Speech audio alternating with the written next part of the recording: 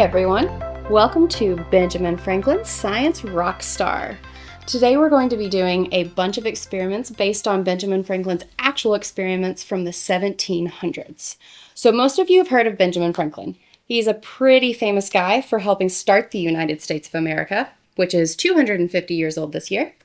He signed the Declaration of Independence, the Constitution of the United States, and the Treaty of Paris, which is the agreement that ended the Revolutionary War. And before he ever thought about making this country independent from the British, Benjamin Franklin was a science rock star.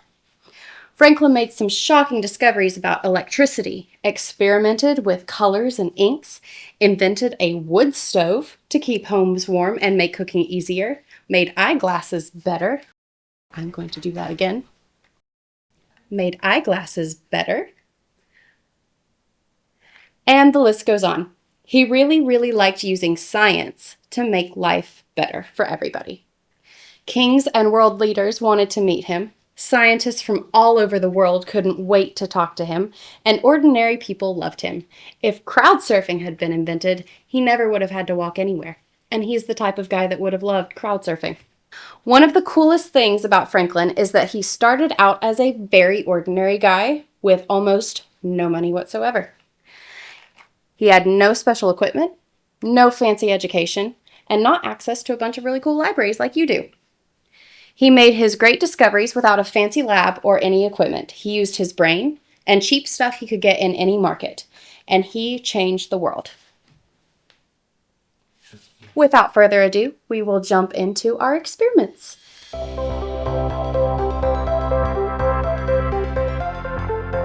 Ooh, it is hot in here. You don't think it has something to do with the blanket? Don't be ridiculous.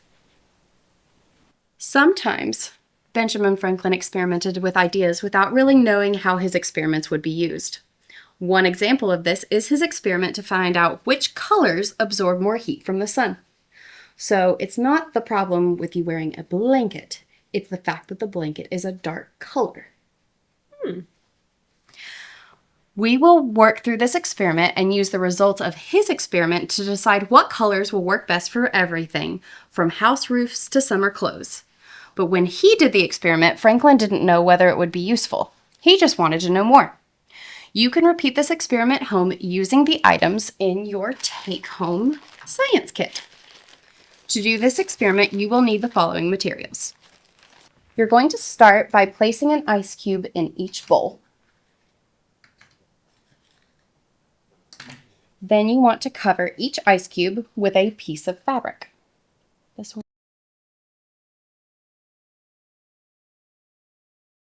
Place the bowl in a sunny spot. Write down the time in the column on the chart.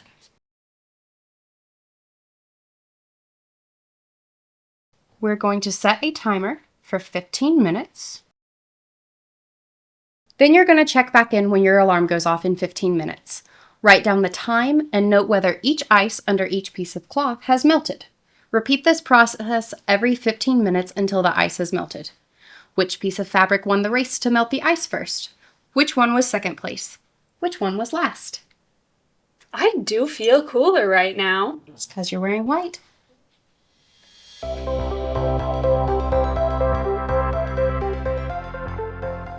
For this next experiment, we're going to have the lights off. The experiment that made Franklin big-time famous was the kite experiment. Franklin used a kite and a few household items to prove that lightning was made up of electricity. That experiment worked the way he wanted, but it was really dangerous. We will not be repeating that one. However, Franklin played around with electricity a lot. Many of the words we use to talk about electricity came from Franklin himself. In fact, like positive and negative charges and batteries, which have both positive and negative marks. This plasma ball that Avery is playing with is also based on Franklin's experiments surrounding electricity. He was an electrifying guy. We will be doing an experiment with a really mild form of electricity, static electricity. Static happens when we rub some electrically charged particles off of an object. It's worse on dry days. To do this experiment, you'll need the following materials from your library science kit. The plate, the salt packets, the pepper packets, and a plastic spoon. You'll start by setting the plate on the table. Pour the salt and pepper into the plate and spread the mixture around the plate's bottom. Make sure that your hair is dry. Rub the spoon into your hair or ask someone else to let you rub their hair if yours is wet. Rub for about a minute. Here, hold on a second and I'll set a timer.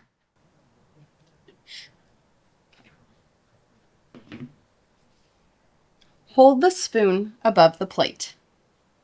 Keep lowering the spoon until it is very close to the plate, but don't let the plate and the spoon touch each other. You may have to rub the spoon on hair some more. What did the salt do? What did the pepper do? Do they act the same or differently? Why do you think they reacted the way that they did?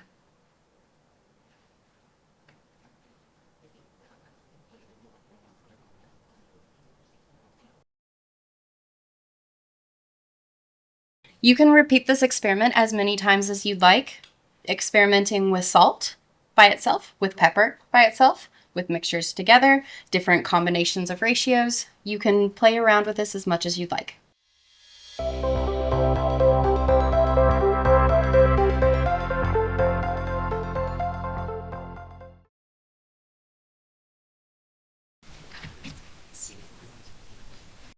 A gift for Aaliyah? A gift for me? Secrets, and keeping them secret, are the reason that spies in the American Revolution needed to come up with new tools and ways to keep information safe. And that's it. When the American Revolution started, America needed spies to carry messages to and from other countries, and Franklin already knew people all over the world. He also knew about a scientific discovery that would help keep messages secret: invisible ink. To make your own invisible ink, you'll need the following items from your library science kit: baking soda packet, a grape juice box, cotton swabs, paper, and a measuring cup. From home, you'll need a small bowl and some water. Fill the measuring cup with water. Pour the water into a small bowl and add the contents of the baking soda packet until the baking soda dissolves completely.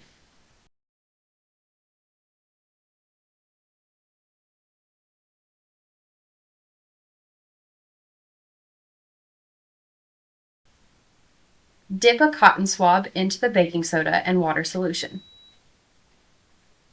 Write a secret message on the paper using the swab. You'll have to keep dipping in between words to keep your cotton swab wet.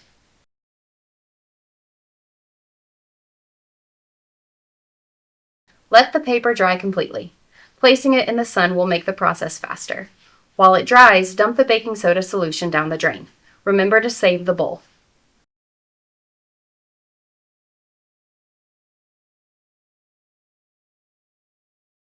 When the paper is really dry, open your grape juice box.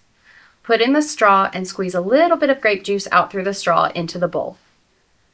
Dip a clean cotton swab into the grape juice and use it to paint juice all over the paper.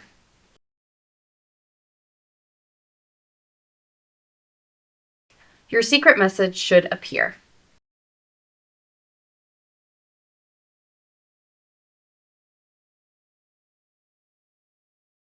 This works because baking soda is a base, while grape juice is acidic. When you mix the two, you will get contrasting colors. Feel free to try this again as many times as you'd like on as many different pieces of paper and share with your friends so you can share secret messages in class or at home. Thank you so much for tuning in with us today. These are just a few examples of some experiments based on Ben Franklin's real experiments from the 1700s. If you're interested in learning more, you like science, you like history, you like the American Revolution, or you just like learning, please come check out some books at the library. We have tons of options with plenty more experiments that you can do at home. Happy sciencing! Bye!